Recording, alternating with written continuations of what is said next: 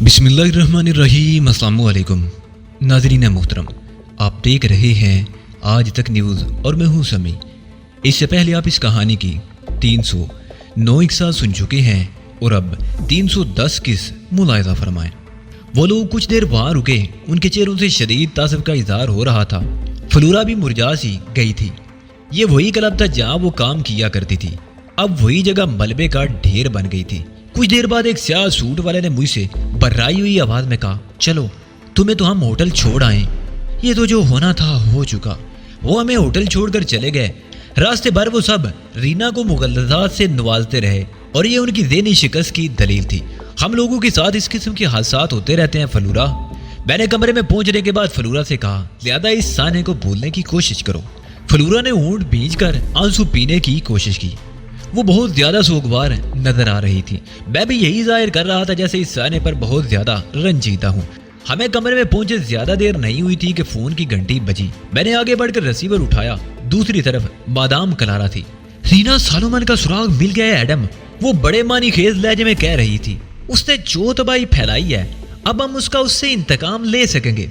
Receiver पर मेरी गिरफ्त सख्त होगी। तुम्हें कोई गलतफहमी हो गई होगी कलारा, मैंने तलमकान पुरसुकून लहजे में कहा।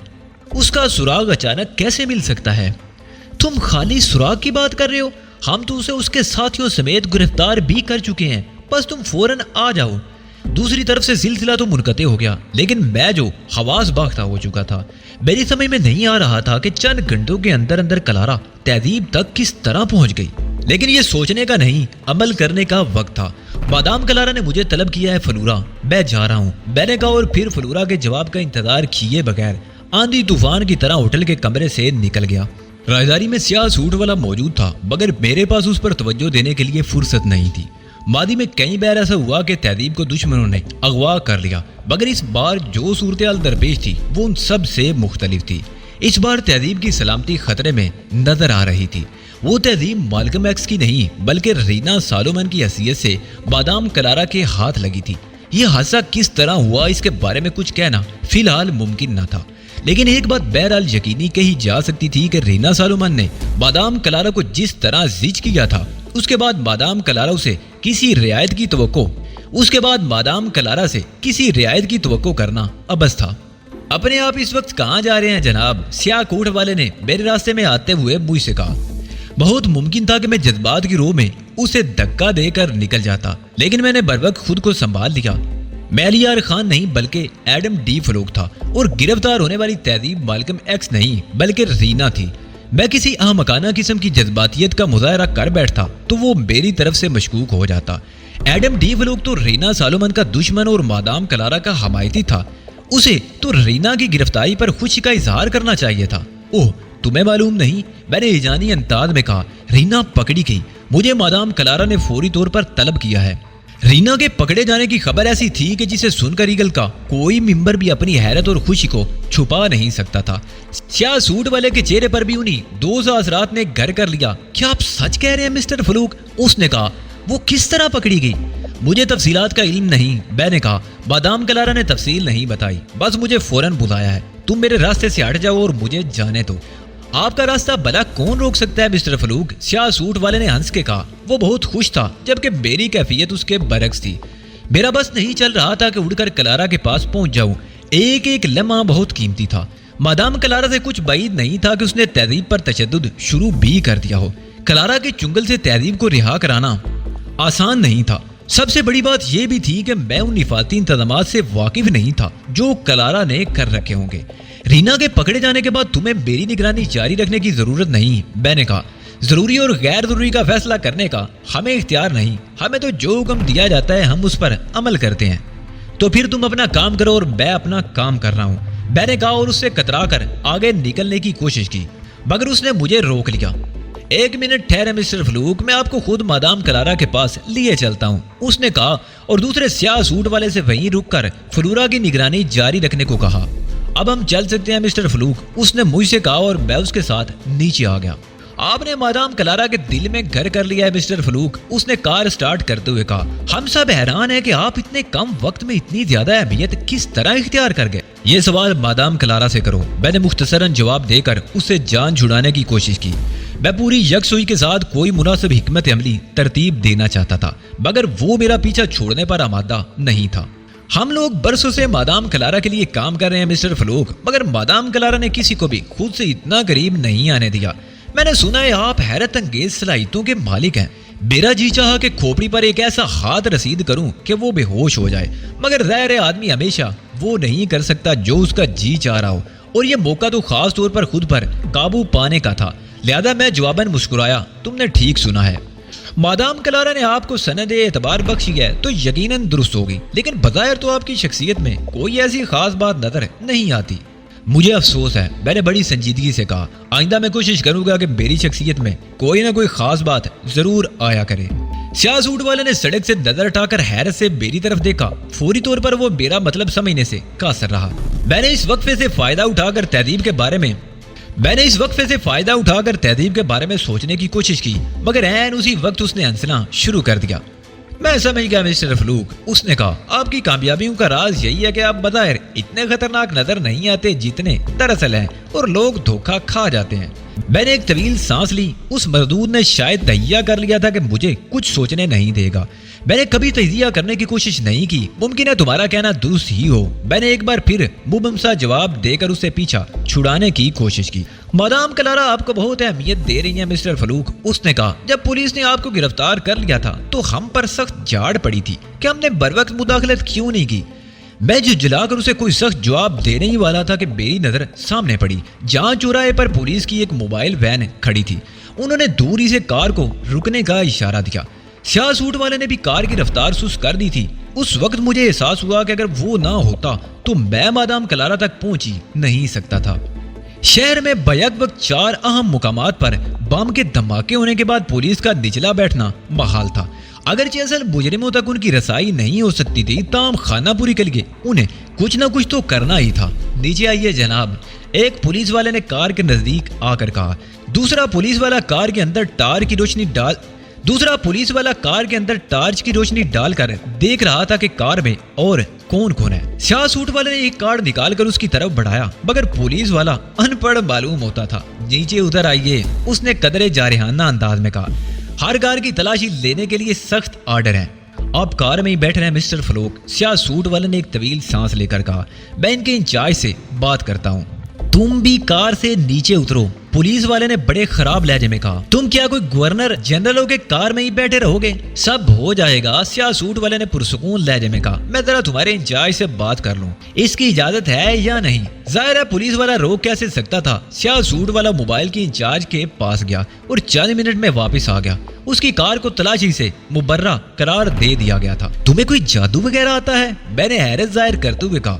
پولیس والے تمہارے سامنے موم کی طرح ہو جاتے ہیں۔ ایگل کے ممبران کو شی گرائی میں بہت سی ایسی آسانیاں میسر ہیں جو کہیں اور نہیں ہو سکتی۔ میں انہیں ایک مخصوص کارڈ دکھاتا ہوں تو وہ مجھ سے ہر طرح کا تعاون کرنے پر مجبور ہو جاتے ہیں۔ میں نے تفہیمی انداز میں ساری لایا اور ایک بار پھر تہذیب کے بارے میں سوچنے لگا۔ سیاہ سوٹ والا بھی کسی سوچ میں گم ہو گیا تھا، لہذا وقتی طور پر مجھے سکون کے کچھ لمحات میسر آ گئے تھے۔ میں نے کلارا کے بنگلے پر پہنچنے تک تہذیب کو رہا کرانے کے لیے کئی منصوبے بنائے اور مسترد کیے۔ بنگلے کے گیٹ پر موجود محافظوں نے ہمیں روکا اور پھر مجھے پہچانتے ہی انہوں نے مجھے اندر جانے کی اجازت دے دی۔ شاید کلارا نے انہیں پہلے ہی اس سلسلے میں ہدایات دے دی تھی۔ میں ہدایت کے مطابق سیدھا کلارا کی خوابگاہ میں پہنچا۔ وہ نہایت حشاش بشاش نظر آ رہی تھی، اس کے چہرے پر بڑی رونق تھی۔ تم آ گئے ایڈم، اس نے مجھے دیکھتے ہی کہا۔ مجھے معلوم تھا کہ یہ خبر سن کر تم فوراً دوڑے چلے آؤ گے۔ مادام کلارا کی بات سن کر ایک لمحے کو تو مجھے یوں محسوس ہوا جیسے کلارا نے محض مجھے بلانے کے لیے یہ خبر سنائی تھی، اور اگلے ہی لمحے میرے اس خیال کی نفی ہوگی۔ اسے تقریباً عین اسی وقت پکڑ لیا گیا جب اس کے آدمی ہمارے اڈوں پر تباہی پھیلا رہے تھے۔ کاش وہ کچھ دیر پہلے ہاتھ آ جاتی تو کم از کم ہم بڑی تباہی سے بچ جاتے، لیکن وہ ہے کہاں؟ میں نے بڑی بے چینی سے پوچھا۔ میں جلد از جلد تہذیب کو اپنی آنکھوں سے دیکھ لینا چاہتا تھا، معلوم نہیں وہ اب بھی بیک اپ میں ہوگی یا نہیں۔ وہیں مادام کلارا مسکرائی، اسی حکومت خانے میں جہاں اس کے ایجنٹ کو رکھا گیا تھا۔ میں سمجھا تھا تم مجھے وہیں ملو گی۔ میں نے کہا، مگر تم تو یہاں اطمینان سے بیٹھی ہو۔ میرے آدمی اس کی کھال اتار رہے ہیں، کلارا نے کہا۔ میرا وہاں موجود رہنا کیا ضروری تھا؟ اور ہاں، تم کھڑے کیوں ہو؟ بیٹھ جاؤ نا۔ میں ایک طویل سانس لے کر بیٹھ گیا، معلوم نہیں کیوں اسے دیکھنے کے لیے دل بے قرار ہو رہا تھا۔ میں سمجھا تھا کہ تم مجھے فوراً اس کے پاس لے چلو گی۔ بے فکر رہو، وہ اتنی خوبصورت نہیں کہ تم جیسا آدمی اسے دیکھنے کے لیے بے قرار ہو جائے۔ مادام کلارا نے ہنس کر کہا۔ اس کے انداز سے تو یہی ظاہر ہوتا تھا کہ تہذیب کے بیک اپ کا راز فاش نہیں ہوا۔ اگر ہو گیا ہوتا تو وہ ضرور ذکر کرتی۔ یہ کوئی معمولی انکشاف نہیں تھا کہ رینا دراصل تہذیب مالکم ایکس ہے۔ کم از کم یہی بتا دو کہ تم اس تک پہنچنے میں کس طرح کامیاب ہوئی، میں نے پوچھا۔ اس کے لیے تو ہم تمہارے احسان مند ہیں، اگر تم نہ ہوتے تو شاید یہ کام اتنا آسان ثابت نہ ہوتا۔ میں چونک پڑا، میں نے تو حتی الامکان احتیاط برتی تھی، پھر مجھ سے کون سی ایسی کوتاہی ہو گئی کہ کلارا میرے ذریعے تہذیب تک پہنچ گئی؟ نہیں سمجھے، کلارا نے ہنس کر کہا اور میں نے نفی میں ساری لایا۔ ویسے تو تم بڑی ذہانت کا مظاہرہ کرتے ہو، لیکن مجھے حیرت ہے کہ اتنی ذرا سی بات تمہاری سمجھ میں نہیں آ رہی۔ لگتا ہے تم نے اس معاملے میں ذہن استعمال کرنے کی ضرورت ہی نہیں سمجھی۔ میں نہیں سمجھ سکا کہ اس کا مطلب کیا تھا، نہ ہی وہ اندازہ کر سکتی تھی کہ معاملہ میرے لیے کس قدر گمبھیر ہے۔ وہ تو معاملات کو اپنے زاویہ نگاہ سے دیکھ رہی تھی اور یہاں جان پر بنی ہوئی تھی۔ وہ بتا چکی تھی کہ رینا پر تشدد شروع کیا جا چکا ہے۔ وہ بلا کیسے اندازہ کر سکتی تھی کہ تہذیب پر تشدد کی خبر سن کر میرے دل پر کیا گزر رہی ہے؟ تہذیب کا معاملہ نہ ہوتا تو شاید میں تجزیہ کر کے کوئی نتیجہ اخذ کر لیتا۔ ذہن کا استعمال تو وہاں کیا جاتا ہے جہاں اس کی ضرورت ہو، میں نے جبراً مسکرا کر کہا۔ جب تم مجھے خود ہی سب کچھ بتا دو گی تو مجھے اپنا دماغ تھکانے کی کیا ضرورت ہے؟ تمہارا خیال غلط ہے، مادام کلارا نے کہا۔ مجھے تمہاری ذہانت کا امتحان مقصود ہے، اور پھر اس میں ذہانت کی کوئی بات بھی تو نہیں ہے۔ میں بری طرح جھنجھلا گیا، مگر میں نے خود پر قابو رکھا۔ چلو مت بتاؤ، مگر مجھے اس عورت کو دیکھنے کا بڑا اشتیاق ہے جس نے تم سے آنکھیں چار کرنے کی ہمت کی۔ وہ کوئی معمولی عورت تو ہرگز نہیں ہوگی۔ تم تو کوئی زیادہ ہی مشتاق نظر آ رہے ہو، مادام کلارا نے بینی خیز لہجے میں کہا۔ چلو تمہیں اس سے ملوا دوں۔ وہ مجھے اپنے عقوبت خانے میں لائی۔ اندر داخل ہوتے ہی میری نگاہ اس عورت پر پڑی جسے شکنجوں پر کس کر اس پر ہنٹر برسائے جا رہے تھے۔ میں نے اسے دیکھ کر حیرت سے پلکیں جھپکائی اور مادام کلارا کی طرف مڑا۔ میں نے اس عورت کی طرف اشارہ کر کے استہزائیہ انداز میں کہا، رینا سالومن تو ہرگز نہیں ہو سکتی۔ میری بات سن کر کلارا کی حسین پیشانی پر سلوٹیں پڑ گئی۔ تم یہ بات اتنے یقین سے کس طرح کہہ رہے ہو؟ اس نے مجھے گھورتے ہوئے کہا۔ میں یہ بات اتنے یقین سے اس لیے کہہ رہا تھا کہ مجھے معلوم تھا وہ عورت رینا سالومن نہیں ہے۔ رینا سالومن تو تہذیب تھی، اور تہذیب کو اگر میں ہی نہ پہچانتا تو اور کون پہچانتا؟ میری نگاہوں کے سامنے جو عورت تھی وہ ایک سیاہ فام افریقی عورت تھی، خالص مقامی۔ لیکن میں یہ بات مادام کلارا سے تو نہیں کہہ سکتا تھا، اس سے تو مجھے کچھ اور ہی کہنا تھا، کوئی ایسی بات جو اسے بھی مطمئن کر دے اور مجھے بھی اس کی نظروں میں مشکوک ہونے سے بچائے۔ تمہیں یاد نہیں، رینا نے کہا تھا کہ اس کا کوئی آدمی زبان ہرگز نہیں کھول سکتا۔ میں نے کہا، لیکن دیکھ لو، ہم نے اس کے آدمی سے اس کے بارے میں اگلوا لیا، مادام کلارا نے کہا۔ سیاہ فام عورت کی چیخوں سے عقوبت خانہ گونج رہا تھا۔ وہ رحم کی بھیک مانگ رہی تھی، نہ صرف اگلوایا بلکہ اب یہ ہماری قید میں بھی ہے۔ اس لیے تو مجھے اس کے رینا سالومن ہونے پر شبہ ہے۔ وہ اتنی آسانی سے قابو میں آنے والی عورت نہیں معلوم ہوتی، میں نے محتاط انداز میں کہا، اور کلارا ہنسنے لگی۔ تم تو رینا سالومن سے بہت زیادہ متاثر معلوم ہوتے ہو، کلارا نے کہا، لیکن تم یہ بھول گئے کہ شی گرائے میں مادام کلارا سب سے زیادہ طاقتور ہے۔ میں شی گرائے میں تمہاری حیثیت کو چیلنج تو نہیں کر رہا، میں تو صرف یہ کہہ رہا ہوں کہ تم اس کے سوا کچھ نہیں کہہ رہے کہ مادام کلارا دھوکہ کھا گئی۔ کلارا نے میری بات کاٹ کر کہا، تمہیں شاید معلوم نہیں کہ ہم بڑے سائنٹیفک طریقے سے کام کرتے ہیں۔ تم اس عورت کو رینا سالومن سمجھنے پر کیوں مصر ہو؟ میں نے کلارا کی آنکھوں میں دیکھتے ہوئے سوال کیا۔ اس لیے کہ یہی رینا سالومن ہے۔ اس کے آدمی نے بڑے تشدد کے بعد زبان کھولی ہے اور ہم نے اسے پوری پلاننگ کر کے پکڑا ہے، لیکن یہ سمجھ میں نہیں آتا کہ تمہیں اس پر شک کیوں ہے۔ کسی بھی چیز پر یقین کرنے سے قبل ایڈم ڈی فلوک اس پر شبہ کرنے کا عادی ہے، میں نے ایک طویل سانس لے کر کہا۔ اس لیے میں نے کبھی دھوکہ نہیں کھایا، لیکن میں دیکھ رہا ہوں کہ میں ایک طویل سانس لے کر خاموش ہو گیا۔ مجھے تم سے ہمدردی ہے۔ کلارا نے مجھے ترہم امیز نظروں سے دیکھا۔ اب معلوم نہیں اس حقیقت پر یقین آنے میں تمہیں کتنا عرصہ لگے گا۔ تمہاری زندگی کا بیشتر حصہ تو شک کرنے میں ہی ضائع ہو گیا ہوگا ایڈم۔ تم نے ایک ایسے شخص کی بات پر یقین کر لیا جو تمہیں ڈبل کراس کر رہا تھا، میں نے اس کی باتوں کا اثر لیے بغیر کہا۔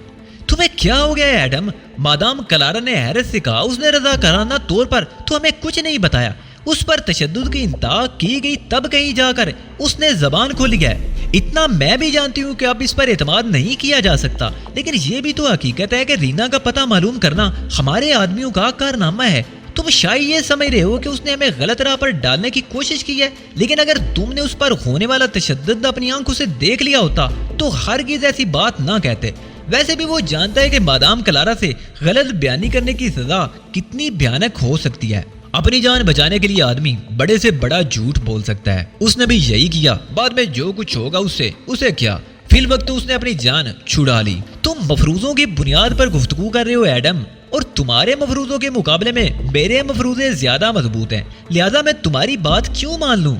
بات مانو، میرا کیا بگڑتا ہے؟ میں نے بے پرواہی سے کندھے جھٹکتے ہوئے کہا۔ یہ کیوں نہیں کہتے کہ تمہارے پاس کوئی دلیل نہیں ہے؟ کلارا نے ہنس کر کہا۔ میرے پاس دلیل موجود ہے، مگر مجھے شبہ ہے کہ تم میں اسپورٹس مین اسپرٹ نہیں ہے۔ تم میری دلیل کو بھی بلا جواز کر دو گی۔ تمہارے پاس کوئی دلیل ہوتی تو تم اب تک پیش کر چکے ہوتے، اور یہ فیصلہ تم نے کیسے کر لیا کہ میں تمہاری دلیل کو رد کر دوں گی؟ بالکل سامنے کی بات ہے کلارا، اگر یہ رینا کا آدمی ہوتا تو وہ تمہیں کبھی چیلنج نہ کرتی۔ کیا مطلب؟ کلارا نے مجھے گھورا۔ مطلب یہ کہ جب یہ پکڑا گیا تو اس نے بطور خاص سے ٹرانسمیٹر پر بات کر کے یہ جتلایا کہ تم اس کی زبان نہیں کھلوا سکو گی۔ آخر اسے اس کی ضرورت کیا تھی؟ اسے اس بات پر بڑا گھمنڈ ہوگا کہ اس کے آدمی زبان نہیں کھول سکتے، اس لیے اس نے مجھے چیلنج کیا تھا۔ اس میں کون سی انوکھی بات ہے؟ خود کو اس کی جگہ رکھ کر سوچو کلارا، کیا تم اپنے کسی آدمی پر اس حد تک بھروسہ کر سکتی ہو؟ اتنا بھروسہ تو شاید کسی پر کیا جا سکتا ہو، کلارا نے کہا، لیکن یہ رینا کی حماقت بھی تو ہو سکتی ہے۔ اس کے کام کرنے کے انداز کو سامنے رکھو، تم کبھی ایسی بات نہیں کرو گی، میں نے کہا۔ سوال یہ پیدا ہوتا ہے کہ پھر اس نے ایسی حرکت کیوں کی؟ کلارا الجھ کر بولی۔ یہ ایک سوال تم نے قاعدے کا کیا ہے، اس نے گہری چال چلی ہے، تم سے تمہارے ہی آدمی پر تشدد کروا دیا گیا ہے۔ میری سمجھ میں تو کچھ نہیں آ رہا۔ اگر تمہاری بات میں درست تسلیم کر لوں تو سوال یہ پیدا ہوتا ہے کہ یہ عورت ہے کیا؟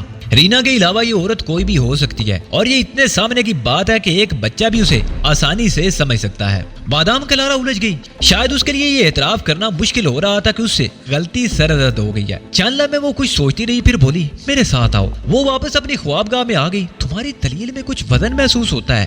خوابگاہ میں آنے کے بعد اس نے کہا، لیکن یہ دلیل بھی تو تم ہی نے پیش کی تھی کہ اتنی بڑی رقم لینے کے لیے آنے والا اس کا کوئی خاص آدمی ہی ہو سکتا ہے۔ بلا شبہ میں نے یہ بات کہی تھی، اور یہ بات کچھ ایسی غلط بھی نہیں تھی، لیکن رینا میری توقع سے بڑھ کر چالاک ہے۔ اب مجھے احساس ہو رہا ہے کہ اس نے بہت گہری چال چلی تھی، صرف اس لیے کہ وہ بڑی آسانی سے ہمارے قابو میں آ گئی۔ کلارا نے مسکرا کر کہا، نہیں، میں نے نفی میں سر ہلایا۔ جب میں نے بہت باریک بینی سے تجزیہ کیا تو اس نتیجے پر پہنچا، شاید اسے یقین تھا کہ ہم اس کے ساتھ دھوکہ کریں گے، اس لیے اس نے پہلے ہی سے تمام انتظامات کر رکھے تھے۔ مائکرو فلمیں نہ بھجوانے کا مقصد بھی یہی تھا کہ اگر اس کے ساتھ دھوکہ ہوا تو وہ بالکل ہی بے دست و پا نہ ہونے پائے۔ اپنے کسی خاص آدمی کو نہ بھیجنے کا مطلب بھی یہی تھا۔ سچی بات تو یہ ہے کہ اس نے ہمیں مکمل شکست سے دوچار کیا ہے۔ یہ تم کیسی باتیں کر رہے ہو ایڈم؟ کلارا غرائی۔ ہم نے تمہاری خدمات اس لیے حاصل نہیں کی تھی کہ تم ہمارے سامنے بیٹھ کر اس کی شان میں قصیدے پڑھو۔ ایڈم ڈی فلوک احمقوں کی جنت میں نہیں رہتا کلارا، میں نے افسردہ لہجے میں کہا۔ حقائق کا مقابلہ کرنے کے لیے حقیقت کی دنیا میں رہنا ضروری ہوتا ہے۔ یہ سب تمہارے مفروضے ہیں، کلارا نے جھنجھلا کر کہا۔ یہ تو امکان اپنی جگہ موجود ہے کہ اگر ہم رقم کی ادائیگی کر دیتے تو وہ شخص رقم لے کر فرار ہو جاتا۔ یہ تو محض تمہارا خیال ہے کلارا ڈیر، ورنہ جس عورت نے اتنی پیچیدہ پلاننگ کی ہو، کیا اس امکان پر اس کی نظر نہیں گئی ہوگی؟ یقیناً اس نے اس کا بھی توڑ کر رکھا ہوگا۔ اگر رقم کی ادائیگی کر دی جاتی تو وہ شخص کبھی فرار نہیں ہو سکتا تھا۔ رینا نے اس کے گرد کوئی ایسا نادیدہ جال ضرور بن رکھا ہوگا جسے توڑ کر وہ نکل نہیں سکتا تھا۔ ضرور اس کی خفیہ نگرانی کی جا رہی ہوگی۔ رینا کے آدمی جب یہ دیکھتے کہ اب کوئی خطرہ نہیں ہے تو رقم اس سے چھین لیتے۔ تو پہلے تم کیا کر رہے تھے؟ یہ سب کچھ تمہیں پہلے ہی سوچ لینا چاہیے تھا۔ سوچ تو تم بھی سکتی تھی کلارا ڈیر، لیکن تم نے نہیں سوچا۔ ایڈم ڈی فلوک پر تکیہ کر لیا، لیکن تمہیں یہ بات معلوم نہیں کہ ایڈم ڈی فلوک اندھیرے کے تیر سے بہت گھبراتا ہے۔ جسے بھی مقابلہ کرنا ہے سامنے آ کر مقابلہ کرے۔ تم ٹھیک کہہ رہے ہو، کلارا بڑبڑائی۔ ہمیں سوچنا چاہیے تھا کہ کوئی ایسی منصوبہ بندی کرنی بھی چاہیے تھی کہ وہ ناک آؤٹ ہو جاتی، مگر اب کیا کیا جا سکتا ہے؟ وہ مضطربانہ انداز میں اٹھ کر ٹہلنے لگی۔ کوئی شخص کتنا ہی چالاک کیوں نہ ہو، کبھی نہ کبھی غلطی ضرور کرتا ہے، لیکن میں اتنا انتظار نہیں کر سکتی ایڈم، یہ میری زندگی اور موت کا مسئلہ ہے۔ ایسا تو ہوتا ہے، میں نے فلسفیانہ انداز میں کہا۔ زندگی میں ایسے مقام بھی آتے ہیں جب آدمی کسی چیز کو زندگی اور موت کا مسئلہ بنا لیتا ہے، لیکن پھر وہ وقت گزر جاتا ہے اور آدمی کو اپنی حماقت پر ہنسی آنے لگتی ہے۔ مسئلہ میں نے نہیں بنایا، خود بخود بن گیا ہے، مادام کلارا نے کہا۔ وہ شاید اپنے متعلق کوئی انکشاف کرنے والی تھی، مگر پھر کچھ سوچ کر اس نے بات آگے نہیں بڑھائی اور موضوع تبدیل کر لیا۔ کیا یہ ممکن نہیں کہ یہی عورت رینا ہو؟ ممکن تو یہ بھی ہے کہ میں مادام کلارا اور تم ایڈی ڈی فلوک ہو۔ اس میں برا ماننے کی کیا ضرورت ہے؟ کلارا نے کہا، ہمیں کوئی امکان نظر انداز نہیں کرنا چاہیے۔ میں نے تمہاری باتوں پر غور کیا ہے، ان میں وزن تو ہے مگر ان کی صحت 100% نہیں کہی جا سکتی۔ تم نے جو طریقہ اختیار کیا ہے وہ اچھا نہیں ہے۔ میں نے خشک لہجے میں کہا، اگر تم مجھ پر تشدد شروع کر دو تو میں اپنی جان چھڑانے کے لیے اپنے فاک اسٹریٹ ہونے کا اعتراف بھی کر سکتا ہوں۔ اسی طرح تم خود بھی رینا سالومن بن سکتی ہو۔ اس کے علاوہ اور کوئی صورت بھی تو نہیں ہے، کلارا نے بے بسی سے کہا۔ کیوں نہیں؟ رینا سالومن نے تمہیں وعدہ خلافی کی سزا دی ہے، تمہارے 4 ٹھکانے بمبوں سے اڑا دیے ہیں۔ اب یہ کیسے ممکن ہے کہ وہ اپنے مزید مطالبات پیش کرنے کے لیے تم سے رابطہ نہ کرے؟ اگر تمہارا خیال درست ہے کہ تم نے رینا کو پکڑ لیا ہے تو اب اس کی کوئی کال نہیں آئے گی، اس لیے کہ وہ تو تمہارے قبضے میں ہے، اور اگر میری بات درست ہے تو بھی پتہ چل جائے گا۔ تم ٹھیک کہہ رہے ہو، معلوم نہیں یہ بات میرے ذہن میں کیوں نہیں آئی۔ اس لیے کہ تم ہر معاملے کو صرف ایک زاویے سے دیکھنے کی عادی ہو۔ تمہیں یقین ہے کہ جسے تم نے پکڑا ہے وہی رینا ہے، تو اب تم سوچنے سمجھنے کے قابل بھی کہاں رہی؟ دعوے تو تم یہ کرتی ہو کہ تم ہر امکان کو مد نظر رکھتی ہو۔ مادام کلارا جھیپ گئی۔ کبھی کبھی ایسا بھی ہوتا ہے، سامنے کی بات بھی نہیں سجائی دیتی۔ بہرحال میں اس پر تشدد رکوا دیتی ہوں۔ اس نے انٹرکام اٹھایا اور اس پر کسی کو حکم دیا کہ مسز آلو ویندرا پر فی الحال تشدد روک دیا جائے۔ تم نے کیا نام لیا؟ میں نے چونک کر کہا اور مادام کلارا مسکرانے لگی۔ یہ اسی آلو ویندا کا ذکر ہے جسے تم نے میرے آدمیوں سے سزا دلوائی تھی، اس نے کہا، اور میں فوری طور پر سمجھ گیا کہ کلارا کا ذریعہ معلومات کیا ہے۔ میں کلارا کے پاس آنے کے لیے ہوٹل سے نکلا تو فلورا نے موقع ملتے ہی اسے فون کر کے تفصیلات سے آگاہ کر دیا۔ تمہاری معلومات پر حیرت ہوتی ہے، اگر تمہیں یہ کیسے معلوم ہوا کہ اسے میں نے سزا دلوائی تھی؟ اگر میں اتنی باخبر نہ رہوں تو اتنا بڑا گروہ نہیں چلا سکتی۔ لیکن یہ بات سمجھ میں آنے والی نہیں کہ آخر تم اس علاقے میں کیوں گئے تھے؟ رینا کے کسی متوقع حملے سے بچنے کے لیے۔ اس نے آج رات کے لیے دھمکی دی تھی اور میں خاص طور پر اس کا ہدف ہو سکتا تھا، مگر اس کی حرکت دیکھو، کلارا نے وسیلے لہجے میں کہا۔ اس نے ہمارے ٹھکانوں پر حملہ کر کے اچھا نہیں کیا، اسے اس کی سزا بھگتنی پڑے گی۔ میں سمجھتا تھا تم نے اپنے اڈوں پر حفاظتی انتظامات کر رکھے ہوں گے، ہمیں کبھی اس کی ضرورت ہی نہیں محسوس ہوئی، اور اس سے قبل کسی تخریب کاری سے واسطہ بھی نہیں پڑا تھا۔ تمہاری بے پرواہی پر مجھے حیرت ہے کلارا۔ رینا نے تمہارے کچھ اہم ٹھکانوں کی نشاندہی کر کے ان پر حملہ کر دیا تھا، کل کلاں کو وہ براہ راست تم پر بھی حملہ آور ہو سکتی ہے۔ کاش وہ یہ حماقت کر بیٹھے۔ کلارا نے ایک ٹھنڈی سانس لے کر کہا، کیا فضول باتیں کر رہی ہو؟ میں نے اپنے لہجے میں تشویش کا عنصر پیدا کرتے ہوئے کہا، مجھے تو یہاں کے حفاظتی انتظامات بھی ناقص لگتے ہیں، تمہیں فوری طور پر ان میں اضافہ کر دینا چاہیے۔ کلارا پوری اسرار انداز میں مسکرائی۔ یہاں کے حفاظتی انتظامات میں اضافہ کرنا فی الحال ممکن نہیں، یقیناً تمہاری کوئی مجبوری ہوگی، لیکن اگر تم کہو تو اس سلسلے میں اپنی خدمت پیش کر سکتا ہوں۔ کلارا ہنسنے لگی۔ شکریہ ایڈم، اس نے کہا، میرا مطلب یہ تھا کہ یہاں پہلے ہی نہایت معقول حفاظتی انتظامات ہیں۔ تم کہتی ہو تو ٹھیک ہی ہوگا، لیکن میں دیکھ رہا ہوں کہ ہاتھے میں کتے تک نہیں ہوتے اور محافظوں کی تعداد بھی بہت زیادہ نہیں۔ اگر کوئی ذہانت کا مظاہرہ کرے تو اس دفاعی نظام کو شکست دینا زیادہ مشکل نہیں ہے۔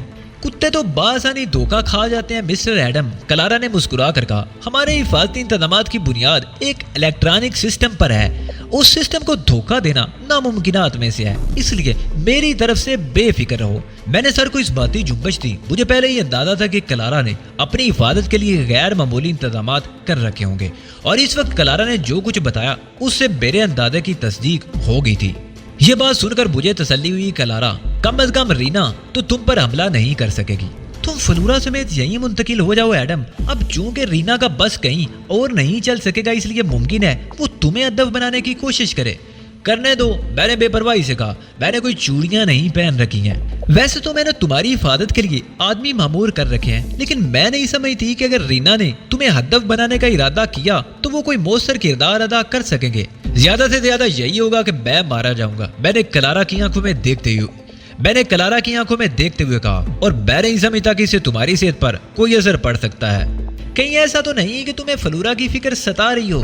نہیں، فلورا کی کوئی اہمیت نہیں، وہ تو ایک عام کارکن ہے۔ وہ نہیں ہوگی تو اس کی جگہ لینے کے لیے سینکڑوں ہزاروں فلورائیں موجود ہوں گی، مگر ایڈم ڈی فلوک مجھے کہیں نہیں ملے گا۔ معاف کرنا کلارا، تمہارا رویہ میری سمجھ میں نہیں آتا۔ فلورا تمہارے گروہ کی ممبر ہے، جبکہ میری کوئی باقاعدہ حیثیت نہیں، پھر میں تمہارے لیے اتنا اہم کیوں ہو گیا؟ تم نہیں سمجھو گے، کلارا نے ایک طویل سانس لے کر کہا۔ مجبوریاں آدمی کو کیا سے کیا بنا دیتی ہیں، مجھے سمجھاؤ کلارا، میں تمہاری مجبوریاں جاننا چاہتا ہوں، میرے بس میں ہوا تو تمہاری مدد بھی کروں گا۔ ضرور سمجھاؤں گی ایڈم، مجھے نہیں معلوم تم میری بات سمجھو گے بھی یا نہیں، لیکن میں کوشش ضرور کر لینا چاہتی ہوں۔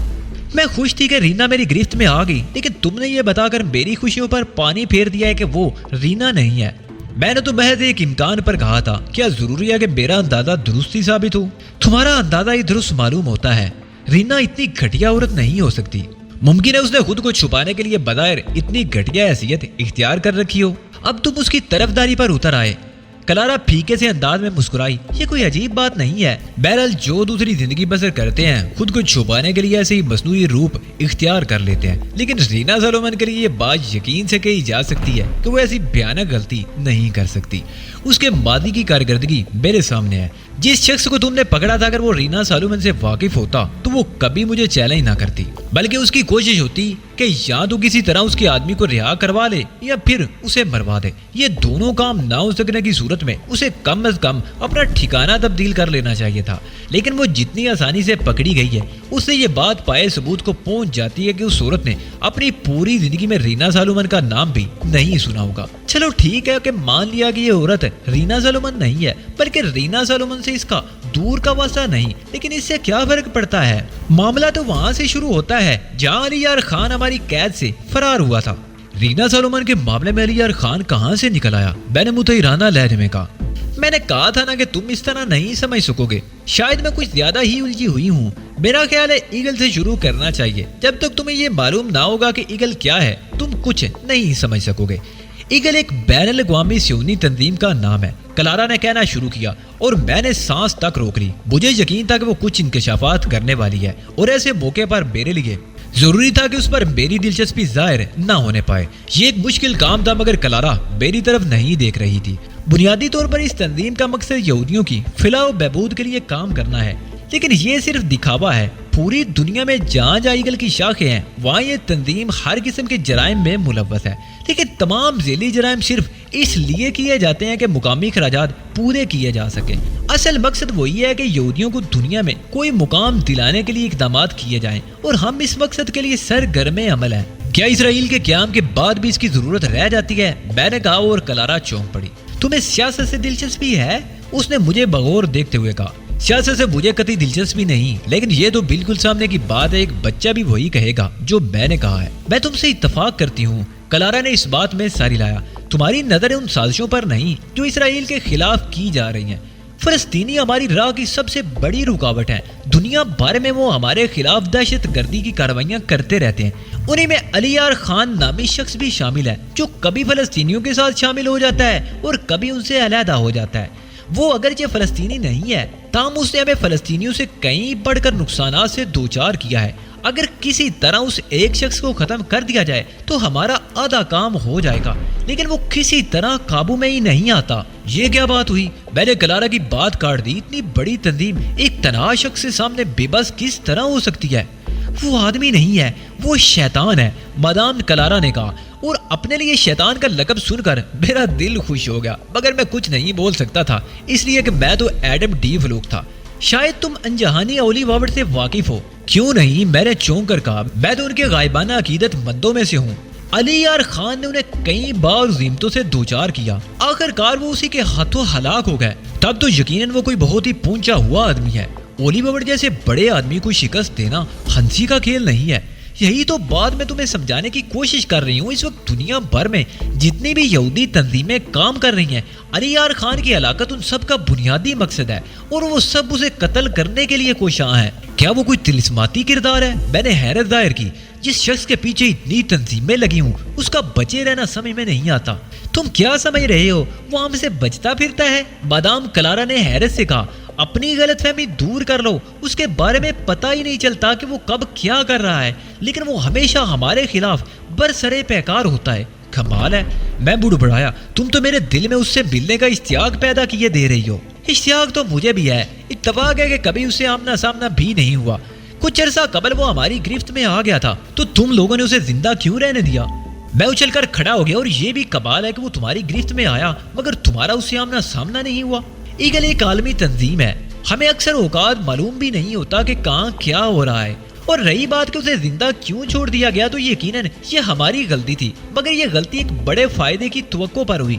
اس کی برین واشنگ کرنے کی کوشش کی گئی تھی، یہ کام بہت جدید خطوط پر کیا گیا تھا، لیکن ہم آج بھی یہ سمجھنے سے قاصر ہیں کہ اس پر برین واشنگ کا عمل مؤثر کیوں نہیں ہو سکا۔ اسے یہ سمجھ کر ایک مشن سونپا گیا کہ وہ ہمارے نظریات سے متفق ہو چکا ہے، مگر اس نے آزاد ہوتے ہی ہمیں ناقابل تلافی نقصان پہنچایا۔